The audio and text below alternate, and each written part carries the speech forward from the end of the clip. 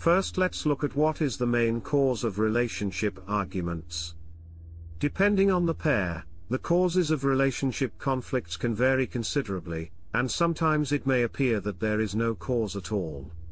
According to one research, the most common reasons of disagreements include one spouse not exhibiting enough love or affection, the other partner not feeling valued, jealousy or possessiveness, the frequency of sexual activity, and housework and tasks. Not unexpectedly, marital concerns like money and big disagreements such as future aspirations, job ambitions, and whether a couple wants children all top the list. To find how to avoid relationship fights, we must delve deeper. All of the challenges stated above ultimately stem from two factors: communication and meeting needs. Every person in a relationship has their own demands and expectations. Conflict arises when their needs are not addressed or when their expectations are not met due to ineffective communication. Since we got that out the way, let's dive right into avoiding the arguments. Every couple and every relationship is unique. It is hard to describe how typical or normal it is to argue, because it is impossible to generalize about it. While some couples might argue on a regular basis, others may appear to have very few disagreements. A better question to ask is if it is healthy for a couple to dispute every single day in their relationship. The answer is no. Although constant fighting in a relationship may be considered typical, it is not healthy for both partners. Also, in a relationship, it's not unhealthy to argue with your significant other as long as you know how to fix problems when they arise. It can assist you in gaining a deeper understanding of your relationship and in making vital decisions, but if you and your partner argue all the time, or if you and your partner argue less frequently but they frequently escalate into yelling over each other until they're loud enough to wake the neighbors, or slamming doors, and so on, this is an indication that you need to learn how to handle conflicts in a relationship. Here are 12 ways not to get caught up with the back and forth bickering. Number 1. Letting go of the past. It's pointless to dwell on the past because it can't be altered. You can't progress forward into the future if you keep dwelling on the past. Number 2. Avoiding conflict. Successful relationships learn to work through disagreements. If you try to avoid conflict, it will just escalate into a bigger fight later. Number 3. Fighting for attention or loudness. Listening is the cornerstone of any successful conversation. You've already lost the disagreement and your relationship if you resort to shouting and feeling like you have to win. Number 4. Abstaining from physical presence. If one person in a conversation feels that they aren't being heard, it can quickly turn into an argument. If you want to avoid fights with your partner, one strategy is to show them that you are their number one fan in them. Number 5. The blaming game. Avoiding fights in relationships can be as simple as refraining from blaming each other for issues. Accusations are a surefire way to put your partner on the defensive, and when people are defensive, they often act in ways they don't really mean. A more considerate approach to communication is to focus on your own emotions rather than criticizing your partner's behavior. To do so, replace you statements with I statements. I statements begin with I feel, and they convey feelings without passing judgment. They invite your conversational partner to share their own experiences and thoughts on reaching a resolution. Another benefit of using I statements is that they help you zero in on the real issue. Stop dwelling on little disagreements and instead focus on what's really important to each other if you want to keep the peace in your relationships. The use of I statement prevents you from dwelling on a particular irritant, such as you never do the dishes, and instead prompts introspection about the bigger picture. The comment I feel unappreciated or I feel our relationship is unequal reveals the root of the problem to your partner.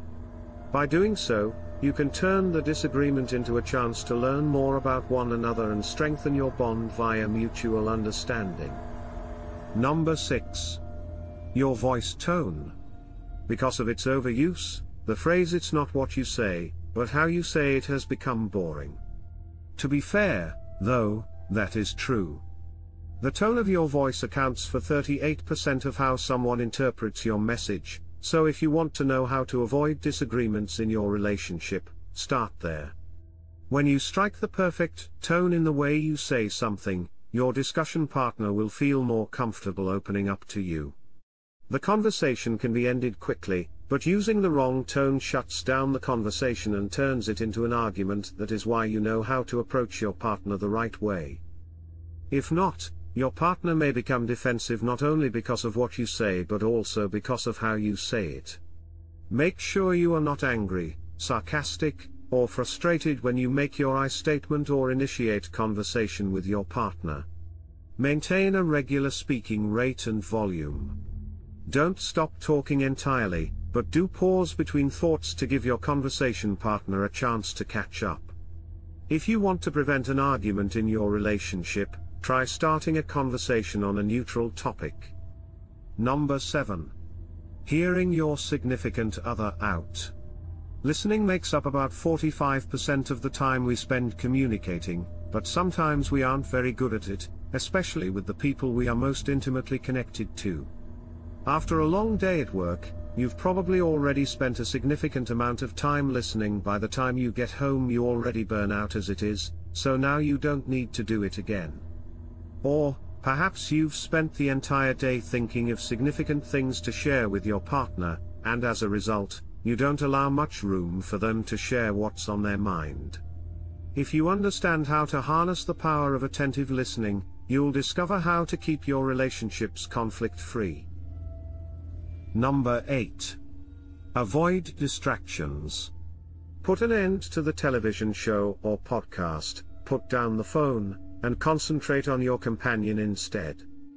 Number 9. Take advantage of your body language. Face your conversational partner, maintain eye contact, and encourage them to continue by nodding or asking them questions to show that you are paying attention to what they are saying. Number 10. Summarize the conversation. Most of the time, when we are listening, we are actually formulating a response for the person who is speaking. This is not really listening to someone. Offer a description of what your partner has said that reads further between the lines rather than reacting with your own sentiments or with a solution. A decent way to begin a summary is to say something like, "It seems like you're unhappy with or what I'm hearing is." Number 11. Ask questions.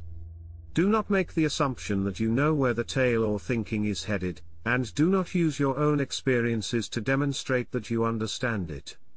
Instead, ask questions. Instead of making the conversation about you, they demonstrate that you are engaged in the topic at hand and that you are willing to contribute. Number 12. Calming the situation down. You'll need to be able to handle confronts in a relationship from time to time, regardless of how hard you try to avoid them or how well you communicate with your partner. After all, each of us is a human being. You are now equipped with the skills necessary to notice when communication is breaking down, at which point you can still take action to diffuse the disagreement. If you find that you are becoming defensive, repeating the same points over and over, or bringing up the past, you need to stop.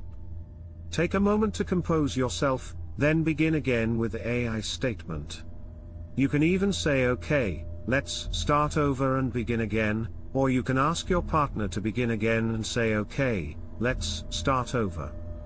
The application of humor as a means to diffuse tense circumstances before they escalate into an argument is one strategy.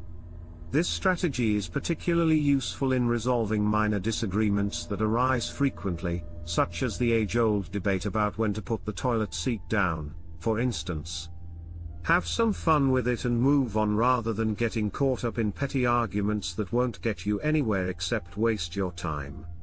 Your connection is more valuable than resolving that disagreement right now.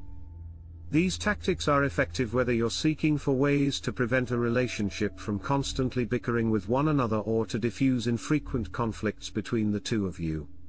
Effective communication is one of the foundational pillars of any healthy and happy relationship. If you put in the effort, you will be rewarded with feelings of unconditional love, desire, and intimacy. Although it isn't always simple, it's definitely worth the effort. Thanks for watching.